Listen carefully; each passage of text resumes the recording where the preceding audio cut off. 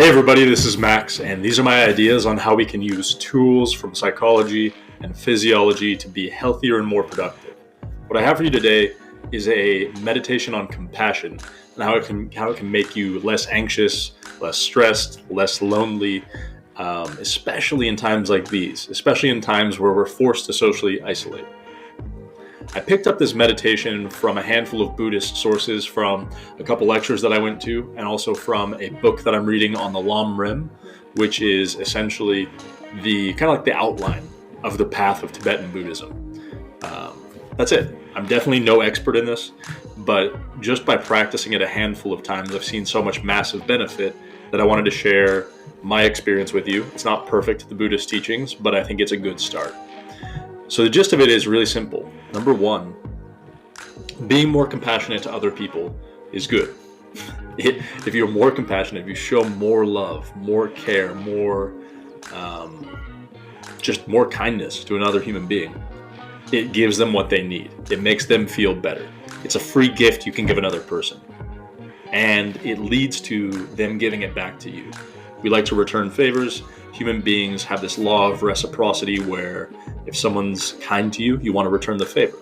So being nice to other people is the best way to selfishly have a bunch of other people be kind to you, if you want to look at it that way. And the second aspect of this whole why compassion is meaningful, or what to be compassionate towards, is being compassionate towards yourself.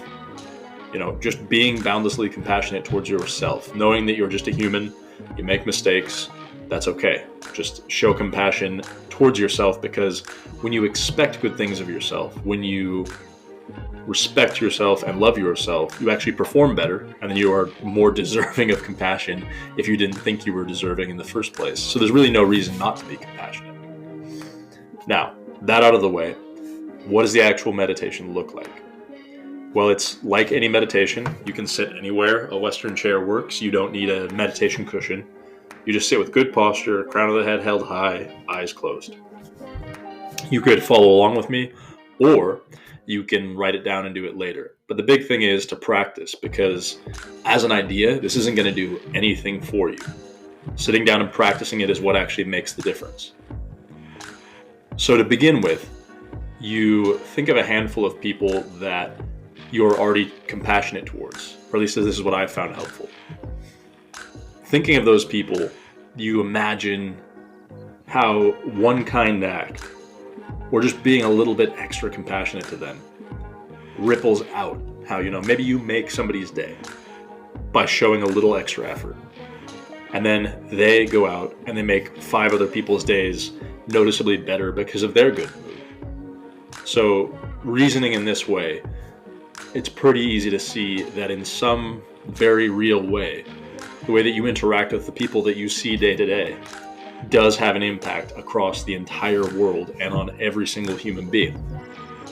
It might not be a life-shattering, life-changing impact, but you do have a connection with everybody in that way. I like to go through that process until I have established firmly in my mind and in a feeling that in a very real way I am connected with everybody else, and my compassion or lack thereof shows up in everyone else's lives, and that all of their compassion and lack thereof manifests in my life too. It's not mystical, it's literally just by the way that we communicate and the fact that every one of us knows 20, 30, 100 people. Our moods transfer around the world. So I established that idea, that connection to all people, that expansiveness of why this is so important. And then the second step that I do is I imagine someone that I like, someone that I feel nothing towards, just somebody that I just don't know, and then somebody that I really dislike. And I do these in turn. So number 1, number 2, number 3. And I sit with each one of them until I feel that open-hearted, warm feeling in the chest, that feeling of love, compassion, and I can imagine doing something compassionate for that person sincerely. And this can take a long time. Like, this can take, if you're in a great mood, this can take 1 minute. If you're in an absolutely terrible mood, this could take you an hour. Who knows? But the goal here is to establish that all kinds of people whether you dislike them, feel neutral, or like them, are deserving of compassion, and that your compassion towards them produces a better world around you, even if the person is, objectively horrible. That's the second step that I follow. Then the third step that I follow is just sitting in the emotion. Just sitting in what it feels like to have compassion in my body with no meaning. I don't try and block my thoughts, but I don't try and run a train of thoughts through my head and, continue having a conversation. I just watch thoughts go by, but the real goal is to focus on the physical sensations of compassion. How am I breathing? How is my posture? How is my heart beating? Where do I feel warm or cold or tight or relaxed?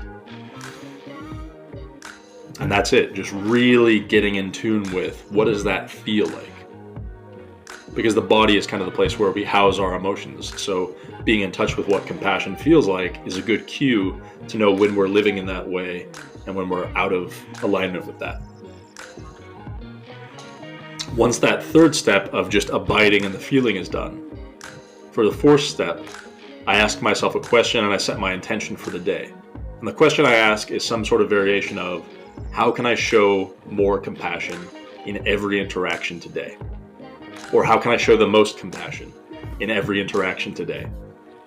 And that's it. I ask that question really intensely in my own mind. And then I conclude the meditation, open my eyes, and go about my day. And when you do this, you'll notice, if you set that intention intensely enough and you really got the feeling in your body, you will accidentally be kinder to all kinds of people throughout your day. Nothing magical about it. It's just a practice that you can do. What I really encourage you to do, though, is give this a go. Try it out for a day, 2, 3, but sit down, spend 20, 30 minutes, even just 5 minutes on this practice, because intellectually knowing it and living it are very different things. So that's the idea. I hope you like it. If you like it, like the video, leave a comment down below. It helps the algorithm and it helps the video get out to more people. But until next time, be well. See ya.